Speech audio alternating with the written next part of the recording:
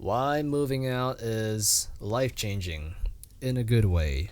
A lot of you might realize that, oh man, I gotta live with my folks, save some money, and then I could probably buy a house 10 years or 20 years down the line. With this dog shit inflation, it might as well be 50 years. I'm probably gonna be retired by the time I can afford to buy a house. But the truth is, what I would recommend is move out as soon as you have the resources to do so. I'm not telling you to buy a house, I'm telling you to go rent a place to live in because you don't want to spend your youth with old people. Well, it's not really a bad thing if they're open minded, like loving, respectful old people, but odds are, from my experience, I worked with old people. I helped old people with fixing their life, getting their life together. They are generally pretty bitter. Now, there's a reason why.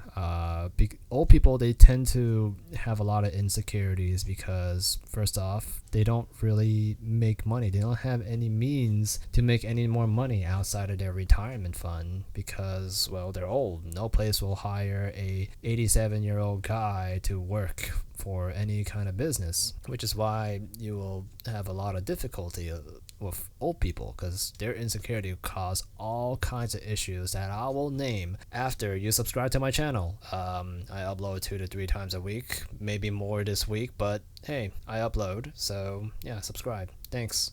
You'll realize that a lot of stress that you have living with your folks is that it's really their fault, like not really yours. Well, actually, no, you know what, it is your fault as well. I'll say it's 50-50. And living with, let's say, your parents or grandparents, and some rare cases great grandparents, it is an unpleasant experience because it's just very undignifying. Imagine graduating from college and feeling like an adult but not living like one. It really sucks because you're living with some old ass folks, and they're always up in your business, and you really don't have any privacy. Your dignity, well, simply said, you don't have any because, well, they're always there to strip it from you because, first off, the place that you're living at, which is your folks, is not yours. So it just becomes a nightmare. You have to abide by their rules, right? Like, oh yes,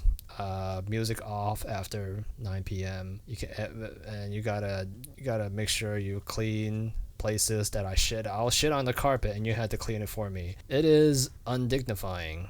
They just have no problems putting up rules for you to follow, but they don't want to follow their own rules. And yeah, sometimes it's the house is not even theirs and they just feel the need to exert their dominance over you because, well, they're old, they think they're hot shit. But in reality, like sometimes, like when you guys don't own the place, right, and sometimes you're paying the rent, they still call the shots because they're too old to realize any bit of equality that's going on. Which is why, like, if you don't want to follow the rules, I would recommend you to move out. Because rules, like, even though if you don't follow the rules, right, what's going to happen? You're going to nag. You see, the problem with older people is that they just keep nagging. They nag for hours, days, and even weeks, and because they forget what they just said like a few hours ago, and they're going to keep telling you the same thing over and over again because they have something that they don't like going on. And, well, what are you going to do? Can't really do much about it. You're just going to have to move out.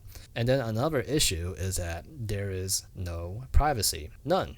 I've lived with old people, and I've talked to my friends that also live with old people. They have no privacy. One of my friends, he keeps condoms in his car, but his mom just feels the need to clean his car out for him without his consent. I don't know how. Like, I told him to just hide the keys. Don't let his mom take it. But then his mom has the keys to his room. She will unlock that door, go to his room and take the spare key, and then she'll go to his car and clean it, and then bam, she find condoms. And another friend I had, his mom found a lighter in his car and she thought he was smoking marijuana, he doesn't remember why he has a lighter in his car, but then his mom just assumed the worst and said, oh, you're smoking marijuana, aren't you? Da da da da da da, whole deal, even though he didn't. And this is, well, yeah, no privacy.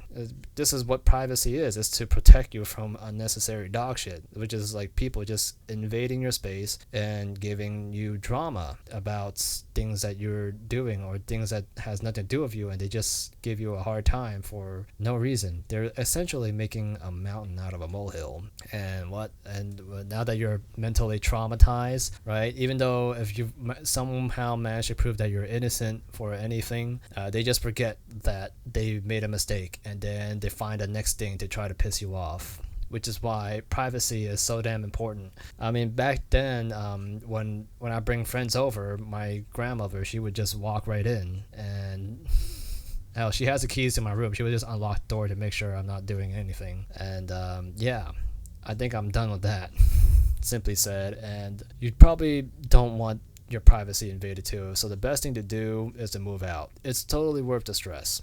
And also, there's no time alone. Some days you come home from work or a tough day at school, someone gave you a lot of shit, you don't mind. You're not going to give anyone shit, but sometimes, like, when you come home after having a hard time, your family or your folks or your parents or grandparents, they would give you a hard time after you already had a hard time at school or work or with your friends. Then yeah, you're going to get explosive, and they're just going to wonder, whoa, why are you being so toxic? Why you have such a shitty attitude? I'm just trying to piss you off. I'm just trying to make your day even worse than it already is. Why the hell are you taking this out on me? That is not my problem. And yeah, even though you explain what happened to them, they don't care. They are too egotistic. Generally speaking, like, your parents are going to be too egotistic. They just think, oh, you know what? I don't care. Like, if I gave you a hard time, you're supposed to hack it. That's your problem, not my problem. Don't give me shit for it. Which is why, as I said, it's a good idea to move out, so you don't have to deal with this. You can have your time to be alone, and you could take a nap, right? I remember back then, I go to school, like, let me see, the commute to my school and the school time, I lose 12 hours of my day. I wake up at 5 a.m. and I come back home at 5 p.m. That's essentially school for me. But then, so I'm tired. I'm a teenager. I need to take a nap. So when I come home to take a nap, my grandma forbids me from taking a nap because of her, I don't know what kind of dog shit religion, tradition crap that she believed in. She don't believe in naps. If I take a nap, it will hurt my health for some reason. So she banished me from taking a nap after going to school for 12 hours a day, 5 days a week. She just forbids me from doing so. She hates it when I take a nap for some fucked up reason. So every time I take a nap, she would bang on the door, and then she would yell at me in my room. And yeah, that is undignifying. That is just rough up the ass, which is why it's a good idea to move out so you don't get physical, I don't know what this is, mental or physical abuse. It's probably like a hybrid of both. Mentally, because I am losing my mind, and physically because my health is on the line. Like, my physical health is on the line. And yeah, when my health is deteriorating, is it her problem? No. She just wants to exert her rules on me, which is to not allow me to nap. Pretty dog shit, but you know what? Her house, her rules. And yeah, even though if you're paying rent, right, it doesn't matter. You're paying rent, is still their place. They make the rules. And if you're paying rent for your parents' place, let me give you a better advice. Pay rent for someone else. I can get the whole concept of keeping the economy within the family. Like, oh, let's just give each other the money, help each other make the money, instead of paying someone else to clean your backyard. You could pay your cousin to clean your backyard. No, don't do that. You're actually holding yourself back by doing that. You're holding back your growth by doing that. Like, I am gonna pay $500 to pay for rent at my parents' place when I could just pay for $1,000 to live at a place where I can improve my mental health, my physical health, and I can, maybe have a girlfriend come over without interruption. Like, that's just how it is.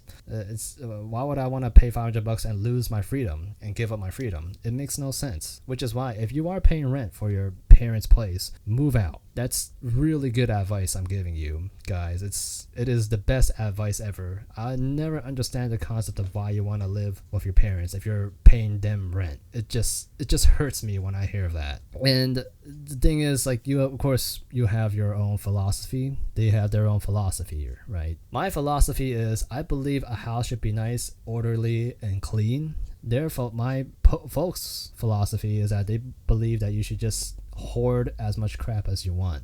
Of course, we have differences, and then they keep hoarding, and I don't agree with it. But what can I do about it? Nothing. They think that they're making money by hoarding stuff, but I'd say they're losing money by hoarding stuff because you're taking in garbage from the street, you put it in your house. Like, oh yes, I made $10 because I found this cabinet on the street, and now it's ours. It says this cabinet is worth $10, and then okay, fine. But if you don't use a cabinet, then you're losing money because according to accounting laws, right, inventory also costs money. If you're taking up space and you're not using it, then you are essentially losing money. That's a scientific approach towards how hoarding is bad for you, but then they don't understand science. Your parents probably don't understand science, especially if they're uneducated. Then yeah, you're shit out of luck. You're just screwed. What can you do? Well, you move out. Yeah, so you don't have to deal with their shenanigans. And moving out is probably the best thing you can do, not only for yourself but also for your folks. It's not that they want to get rid of you. It's just that it's a good way to teach them a lesson. Make them realize that they are unbearable to live with. Because trust me, like parents or grandparents, they don't realize it, but when they have a lot of insecurities going on, they end up developing habits that not only hurt other people but also themselves. Like hoarding, it's not a good habit to have.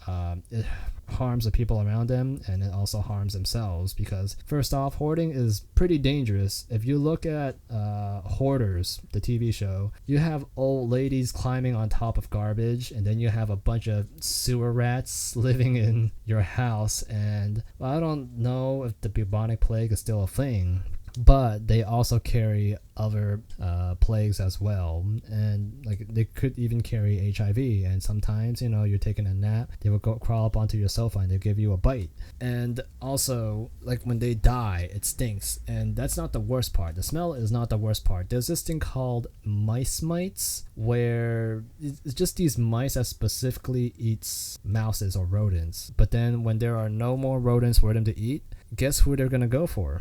The person. But you know what, these old people, they don't care. They just think, oh well, it's just a few bug bites, I don't mind. But yeah, it's annoying to have. And you explain to them why having mice mites are bad, they don't understand for some reason. So overall, moving out is just the best thing to do. But the thing is, if you do move out, don't burn any bridges. I don't recommend you just leaving with a whole antic going on. Just explain it to them, and then say how dangerous it is to live with them, and then just be very cordial about it. If they yell, they yell. It's fine. It's your last day. Just let them unleash their rage on you and try to write yourself off as the correct person. That's all I can advise you to do, because some people are just beyond help, and the only way to help them is to actually leave them to go help themselves. Yeah, overall, I know this sounds kind of crazy, but I think moving out is good advice for you young people that just cannot stand life anymore. Anyways, yeah, that's all I had to say. Thanks for watching. See ya.